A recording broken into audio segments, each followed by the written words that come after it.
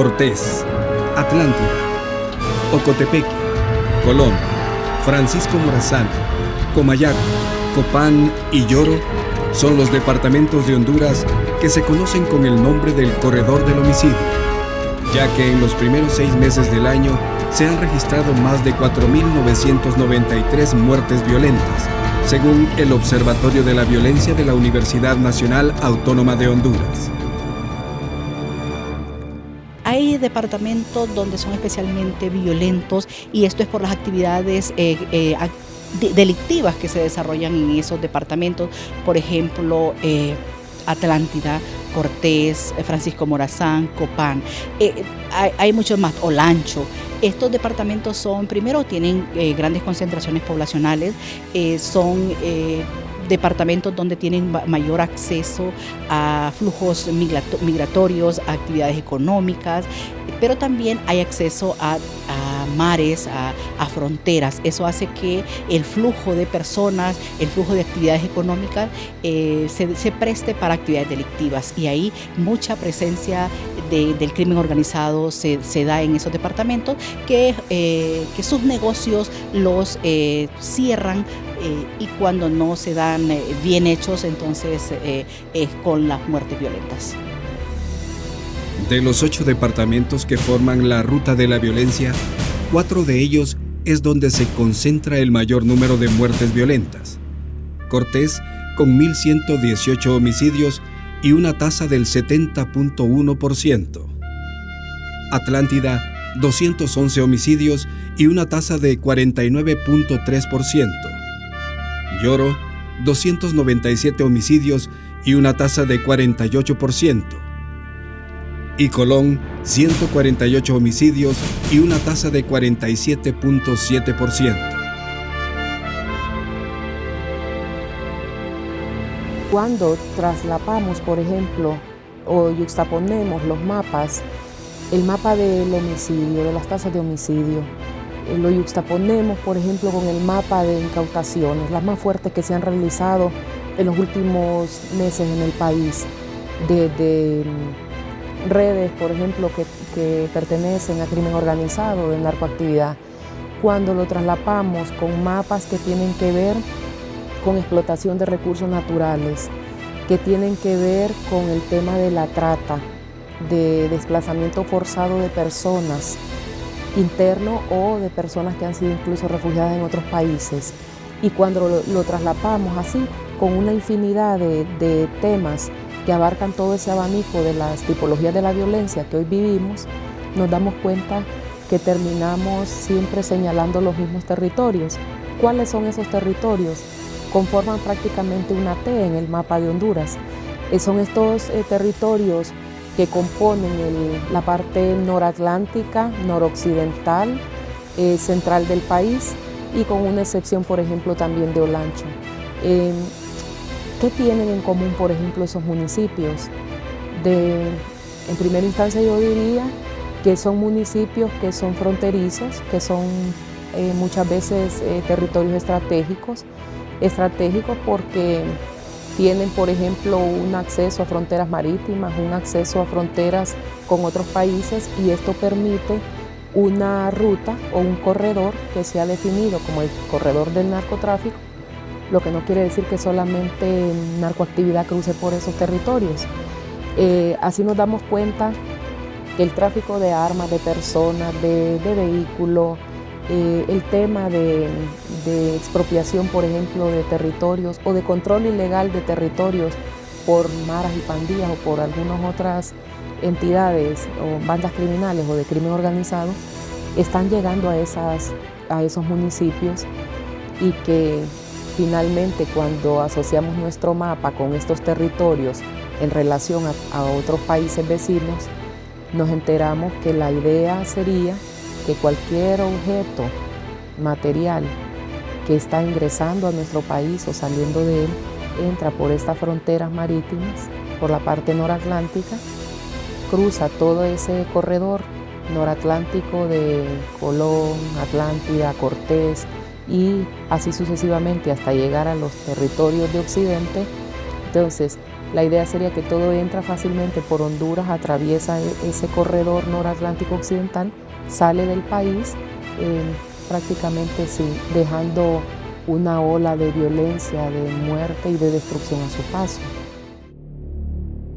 Los municipios que presentan mayor incidencia de homicidios son los que tienen un mayor desarrollo urbano, como es el caso de San Pedro Sula, Santa Bárbara, La Lima y el Distrito Central. Son los departamentos con un nivel de productividad más alto. Esto significa que no hay una relación mecánica, como a veces se ha supuesto, entre la pobreza y la inseguridad.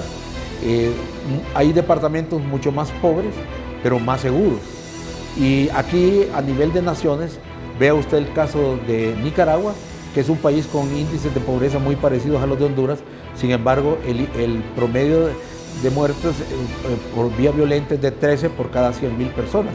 Nosotros superamos los 80. Entonces, no es tan cierto que exista una relación lineal entre la pobreza y la inseguridad. A veces el crecimiento exagerado desde el punto de vista demográfico, el crecimiento desordenado de la población, el hacinamiento y todos esos aspectos tienen mucho que ver. Y sin olvidar el factor externo, en este caso el narcotráfico, tomando en cuenta que Honduras es un país de obligatorio paso de la droga, que es producida en el sur de América y conducida hacia el mercado norteamericano. El corredor del narcotráfico también juega un papel muy importante. El sector atlántico del país es un sector bastante amplio. La vigilancia por parte del Estado no es la suficiente por diversas circunstancias, entonces ha permitido que sectores como La Mosquitia, Colón, Atlántida, Cortés sean lugares de tránsito en su búsqueda por llevar la droga a Guatemala. En todos esos trayectos van dejando secuelas de muertes.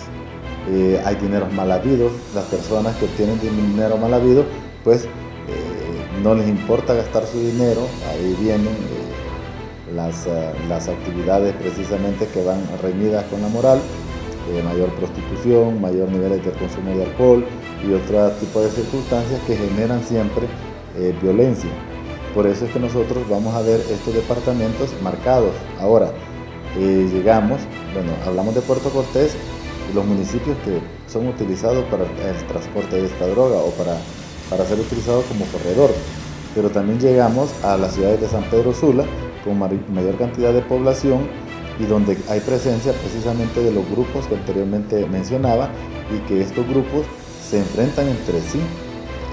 Los miembros de pandillas en conflictos de territorio, en poder controlar el territorio para ejercer trabajos de extorsión o narcomenudeo, y esto genera también pérdida de vidas de personas. Nos trasladamos a la ciudad capital de Tegucigalpa.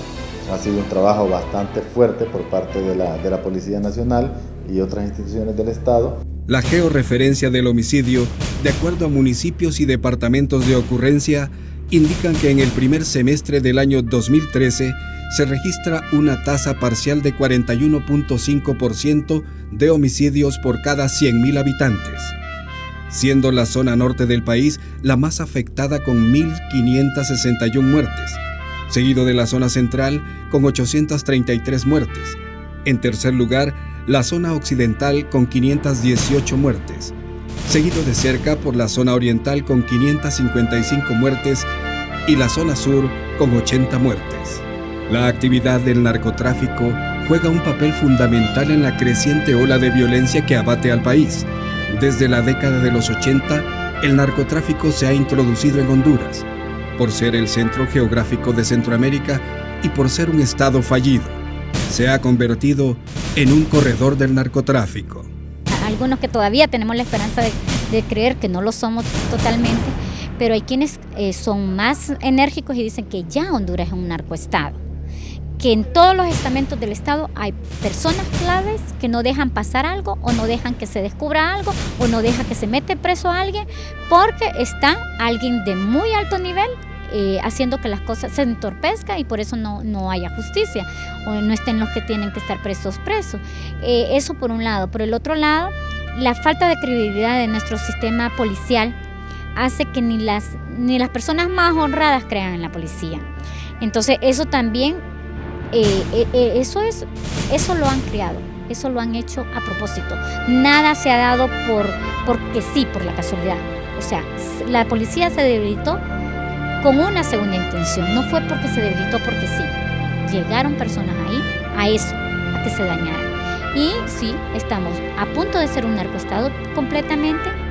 Si tuviéramos un estado fuerte y un estado de derecho donde la impunidad es baja, ellos no tendrían aquí su nicho.